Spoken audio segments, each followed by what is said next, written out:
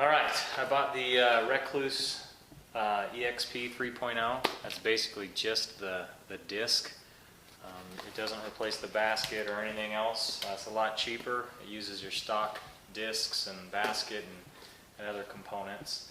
The first thing you want to do, it's really actually simple. The first thing you want to do is lay your bike down on the side like this. That allows you to work on it without draining the oil in it, which saves you some time and some headache. Just turn the fuel off, of course, and you want to catch some of the fuel that will spill out of those. This is what comes in that box. That basically replaces, I think it's 3 of your clutch discs, and it acts as like a centrifugal force that will engage as your clutch spins with your engine RPMs.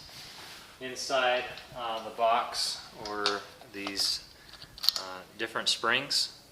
You want to use those instead of the factory ones. Everything else, you use the same components except for those springs. You also have the option to fine-tune it, which I'm doing now. I've already replaced it.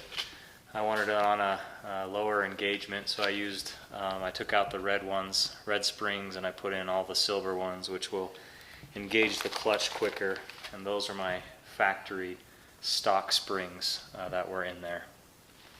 Okay, so I took off the cover here, the housing, just 8mm bolts. There's just 5 of them. There's one down there, really simple. And this ring, this clutch ring, is more narrow than the others. You'll see it's thinner here than here. And that's the first one that goes in, and I left I think they call it like a boss spring or something. I left it in there. It's on my vehicle, so I left it. And you stack that first one in there, and then you take a metal ring and drop it in. It just fits together like a puzzle. And then the next thing that goes on is, and it can go in either way, flip it around, doesn't matter. Another metal ring, another clutch disc, another ring, another clutch disc,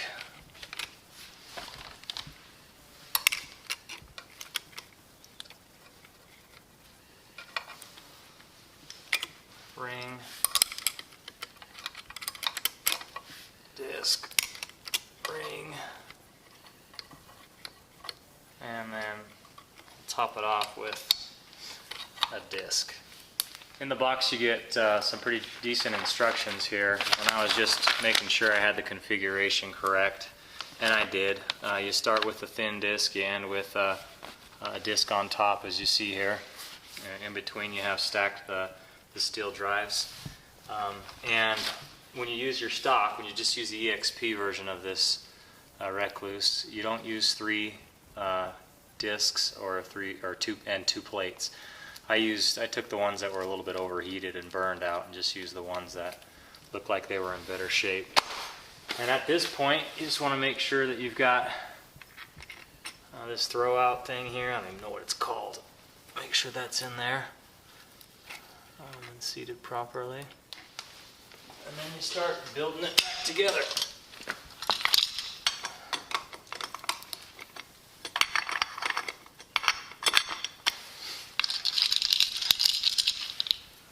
Drop a spring in each one of these holes. I took these off with a power tool, but I'm going to put them back on by hand just so I don't strip them. I'm just getting these started. This is a 10mm socket.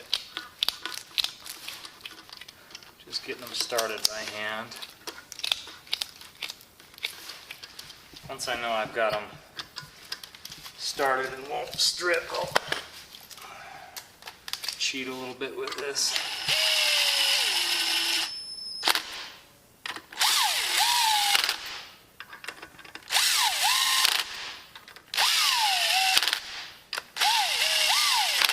And then I'll torque those to specs. This is a 2005 CRF 250X, and I'll have to look up the specs and get those torqued right.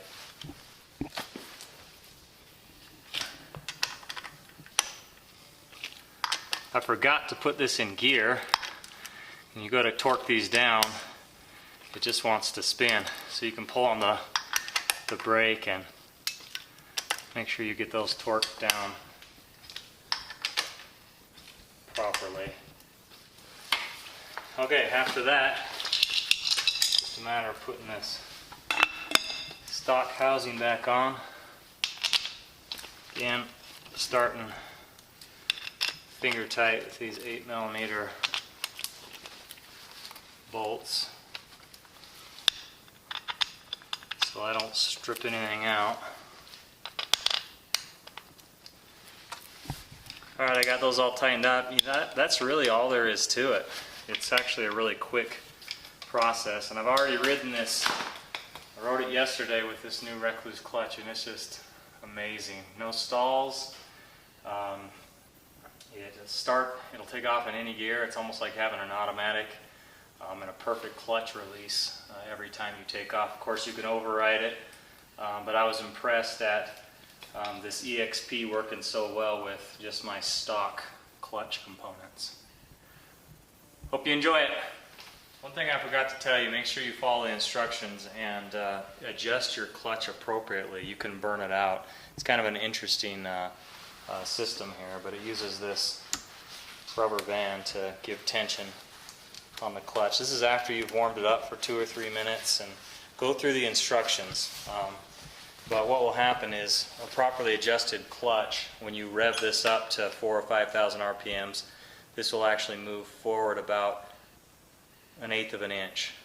Any more than that, it's out of play. If it doesn't move, it's out of play, and you need to come over here and use your adjustments here and possibly here to make sure that when you rev that, it just barely goes up 1/8 or 1/16 of an inch. If you don't do that, you're going to burn up your clutch, or you're going to have some other issues.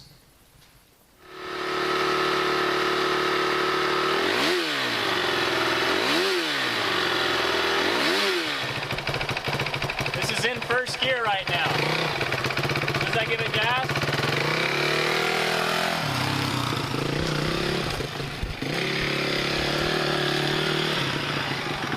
and stopping in first gear.